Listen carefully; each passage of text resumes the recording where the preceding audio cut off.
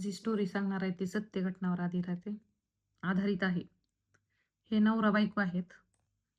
बघा, या फोटोत दिसतो ती.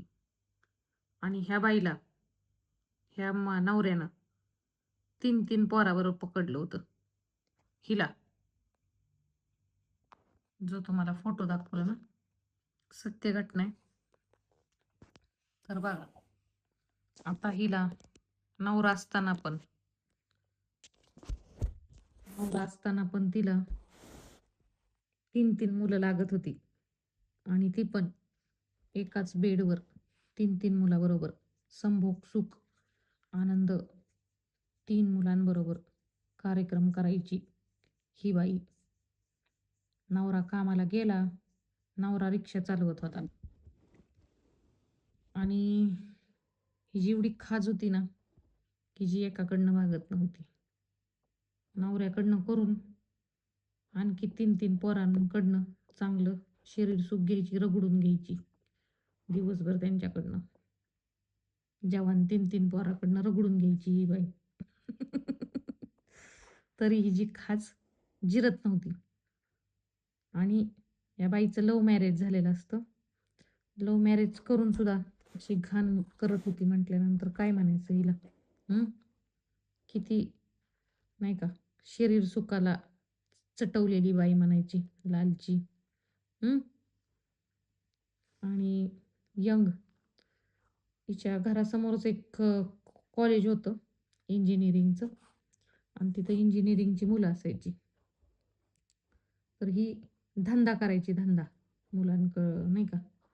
एका टायमाला एक तरी ठीक आहे ना. ह्या बाईला 3 बेडवर 3 जण घेऊन मजा करायची, त्यांच्याबरोबर धंदा करायची.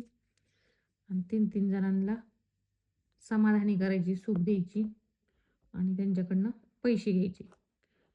तर झालं काय, ही घटना कानपूरला घडली. आणि ह्या दोघांचा आहे ना, आता तुम्हाला जी सांगितलेली फोटो दाखवलेली 2 जण आहेत, ती बाई आणि बाबा. ह्या दोघांचा तुम्हाला जो फोटो दाखवला तो खरं आहे. आणि या दोघांचं पण लव्ह मॅरेज झालेलं असतं.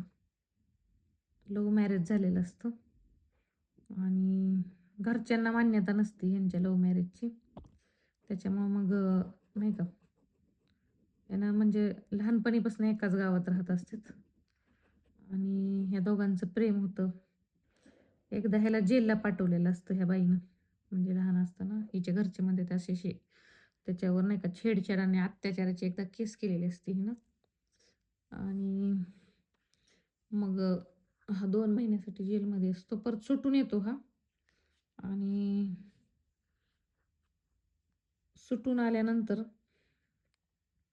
जेलमधनं सुटून आल्यानंतर तिनं ठरवते ह्याच्यावरच आपण राहायचं आणि ह्याच्यावरच लग्न करायचं. मग हे घरच्यांच्या विरुद्ध जाऊन 2 जण लग्न करतात. आणि मग घरचे एक्सेप्ट करत नाहीत. हे दोघं पण गाव सोडून संसार करण्यासाठी सुरत, गुजरातला जातात. मग पहिले खूप हालाकीचे दिवस येतात, रोडला वगैरे राहावं लागतं. मग काढतात तसेच दिवस. मग नंतर ह्याला कानपूर, न्यू हायटेक सिटी इथं कानपूरला जातो आणि तिथं सोसायटीमध्ये, न्यू हायटेक सिटी सोसायटीमध्ये राहायला जातात. आणि त्याचं स्वप्न असतं आपल्या स्वतःच्या बायकोला सुखी समाधानी ठेवायचं, तिला काय कमी पडू द्यायचं नाही. सुरुवातीचे तर 2 महिने चांगले जातात, पण नंतर त्याला संशय येऊ लागतो. कारण बायकोकडं सतत पैसा असतो, कुठं कामाला पण जात नसती ही बाई, सतत तिच्याकडे पैसे कुठं येतात असं त्याला प्रश्न पडत असतो, त्या रिक्षावाल्याला. म्हणजे जो तिचा रिक्षा चालवणारा नवरा असतो तो. आणि त्याला सततच प्रश्न पडत असतो. आणि ती म्हणत असते माझे घरचे पाठवते, तशी उत्तर द्यायची. तिथं घरचे तर तिला संबंध तोडलेला असतो, कोण बोलत नसतं, मग कसे पैसे पाठवतील असं त्याच्या मनात येतं. आणि तो मग तिच्यावर पाळत ठेवू लागतो तिच्यावर. आणि संशय पण घेतच असतो. आणि मग कसं पण करून त्याला पकडायचं असतं तिला, पण ती सापडत नसते, खूप चलाक असते. मग सापडतच नाही. मग एक दिवशी हा प्लॅन करतो. तो म्हणतो मी आज घरी येणार नाही. रिक्षा चालवत असतो ना, रात्री पण म्हणतो मी पार्टीला जाणार आहे, आज रात्री मी तिथं नसणार आहे. नसणार आहे तू. मग ही तर लय खुश होती. आता म्हणली बरं झालं हा नाही म्हणलं, मग हिनं लगेच फोन करते आणि ते 3 पोरांना बोलवून घेते. इंजिनिअरिंग करणार आहे. मग तिन्ही पोरांना बोलवून घेते. ती मोरं बिरं येतात, ती पण मस्त मजेत असतात. त्यांना पण आज मस्त एन्जॉय करायला भेटणार असतं पोरांना.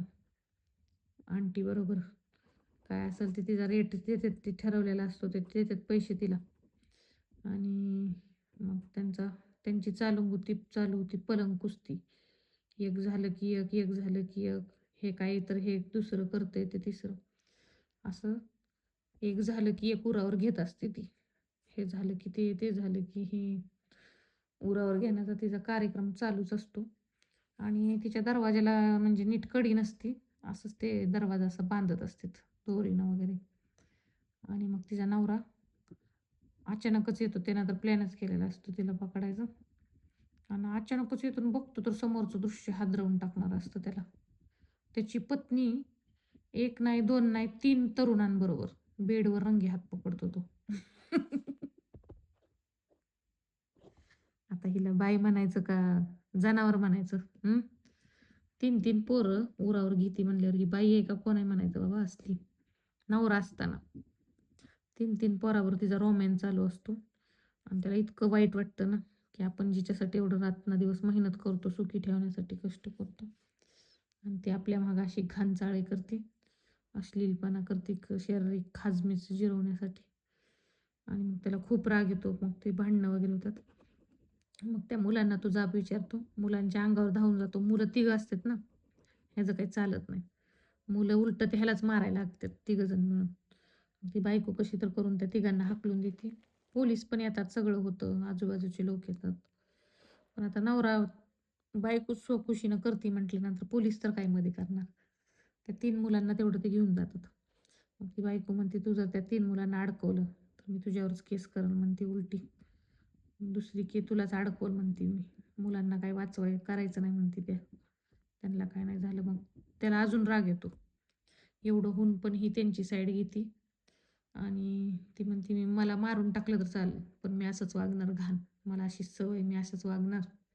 तुला काय करायचं ते कर. मग तो काय करतो, त्याचा राग कानावर होतो. पोलीस वगैरे ती पोरं सगळी जातात. ती दोघंच रात्रभर ह्यांची भांडणं चालूच राहतात. हाणामारी भांडणं. आणि हाणामारी त्याचा रागावरचं कंट्रोल होतं. आणि तिचं नरड दाबून तो तिला मारून टाकतो. मारून टाकल्यानंतर त्याला काहीच कळत नाही की आपण काही रागाच्या भरात काय केलं. मग तो एका ब्लँकेटमध्ये तिचा मृतदेह तसाच बांधून ठेवतो.